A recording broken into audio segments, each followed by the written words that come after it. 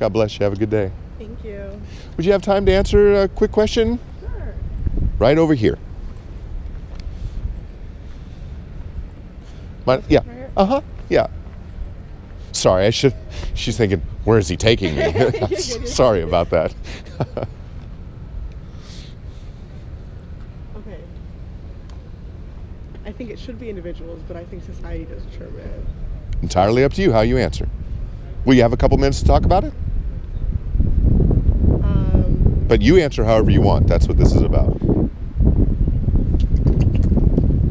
And I've talked to a number of people who've kind of answered like you. Okay. So my name's Tony, by the way. Nice to meet you. I'm Nicole. Nicole, nice to meet you. What you studying? I'm a journalism and English major. Really? Track, yeah. Okay. What year are you? Sophomore. Okay. My daughter's a junior English major. Okay. Going a different direction with that.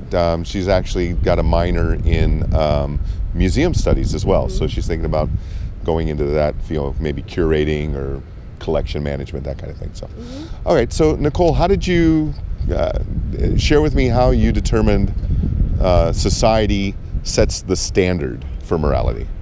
I mean, I think that society sets the standard for morality because a lot of people are impressionable, and I think, especially with social media and its influence right now, that is kind of what sets the gold standard for how people should treat each other. And I don't think that it's accurate or it's how it should be, but I think that's kind of what influences people to do things and look at things. Okay.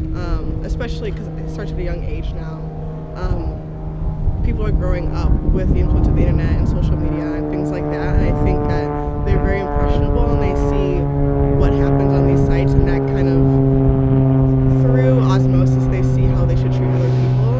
And I think sometimes we don't see the full scope of how the world is through television, social media, internet, things like that. But I think that individually it should be determined, like morals and things like that, because everyone's different and they all have their different perspectives on things. But I think through society, that's kind of how we understand morals, with things like the judicial system and things like that.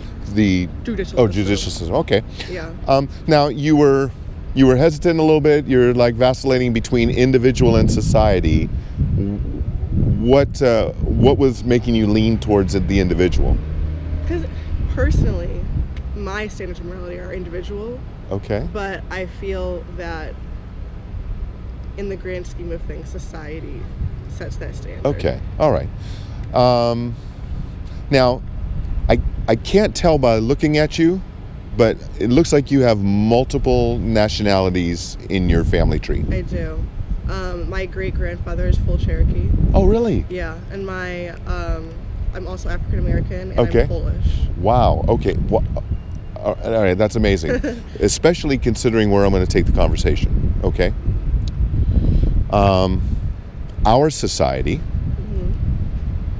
150 to 200 years ago, subjugated the Cherokee people legally, forced them onto reservations, took away their way of life, right?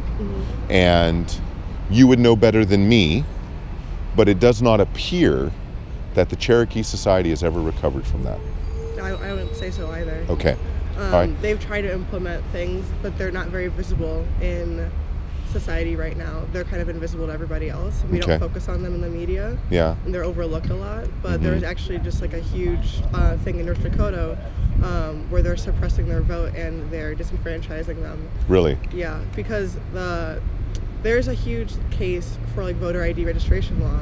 And in the primaries, they were allowed to vote without a street address because most Native Americans don't have street addresses. I didn't know that. They live in remote locations, so they I didn't know that. Wow, okay. So the USPS only grants them P.O. boxes. They don't actually have street addresses. Wow. And so they changed the new voter law in North Dakota to be that you have to have a street address to vote. And they did that because they want to prevent voter fraud, but historically there's never been any voter fraud in North Dakota. And so ACLU and a bunch of the Native American organizations down there and their platforms have brought a case against North Dakota, and they actually tried to get it to go to the Supreme Court, but the Supreme Court refused to hear their opinion.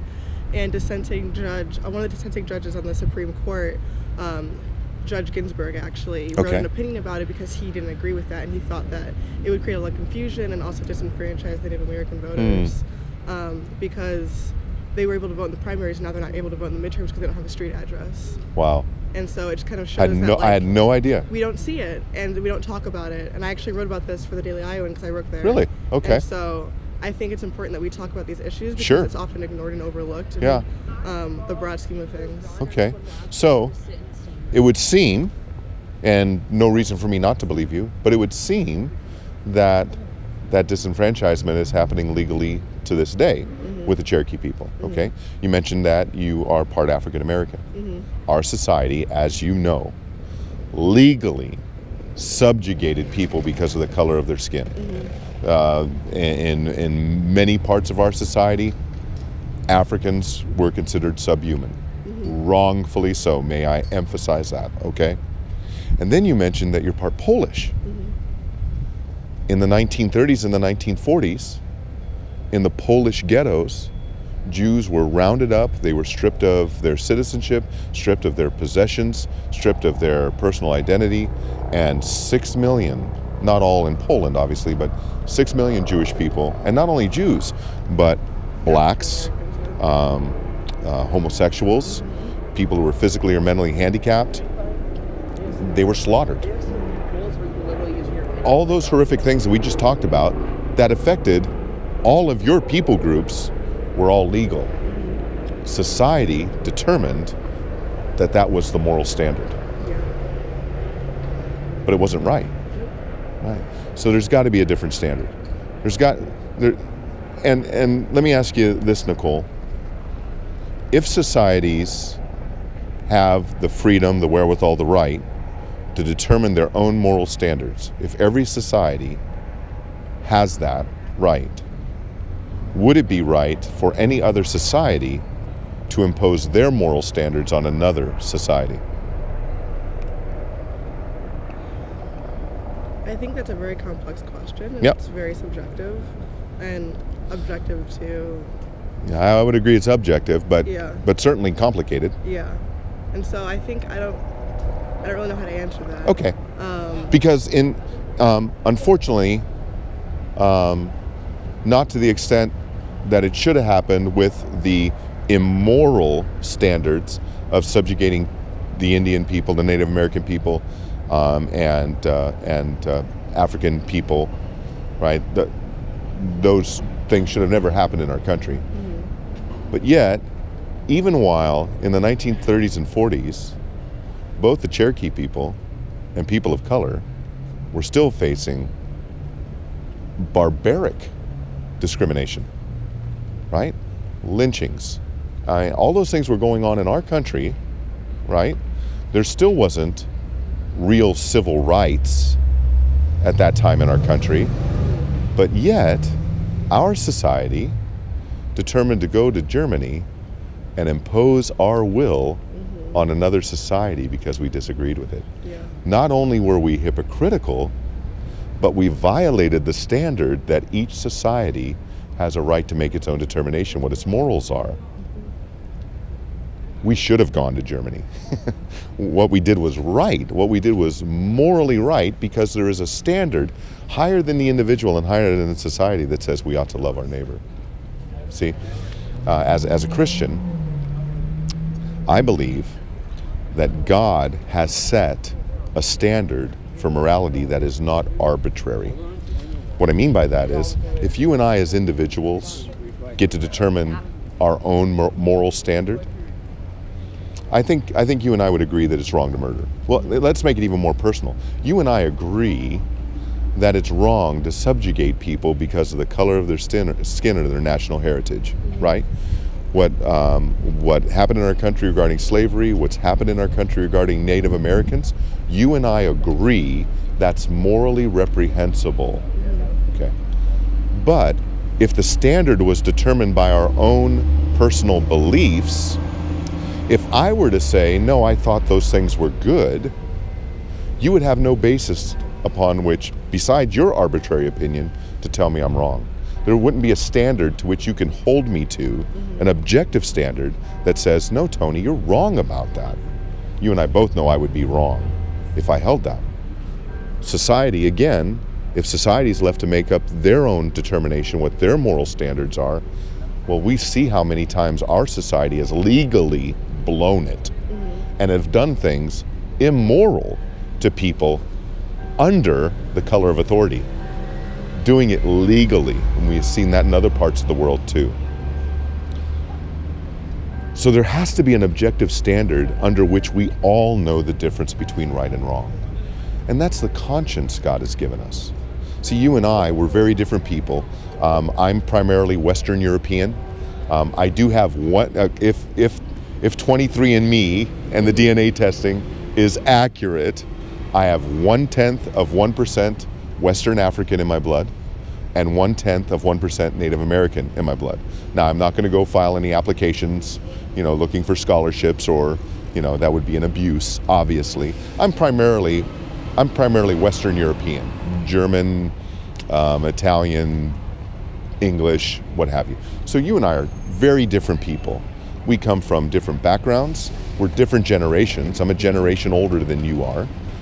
Probably raised differently, different education. You already have more education than I do, than I did growing up. I'm a high school graduate with some units at a seminary, but I didn't even graduate from there. So we're very different. But you and I were both created in the image of God. You and I were both created by the same Creator. And as such, what you and I have in common is that He's written His law, His objective moral standard, on our hearts. And because God is perfect, His standard is perfect. You and I both know it's wrong to lie.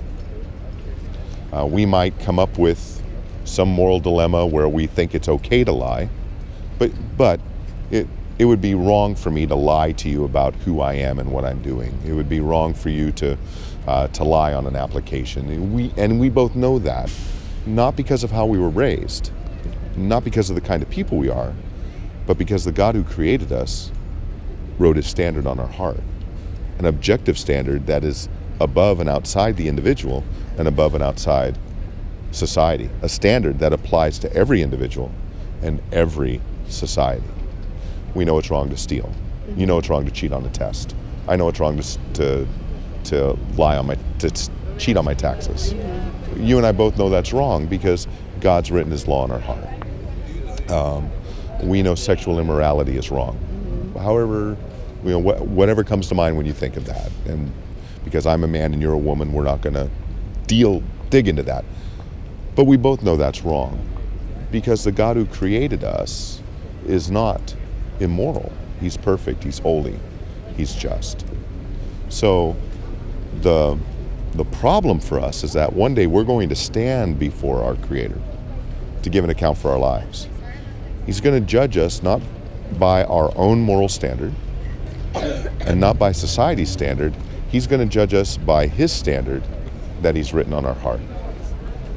And because He's good, because He's holy and righteous and just, He's going to punish our violation of His law, which is sin.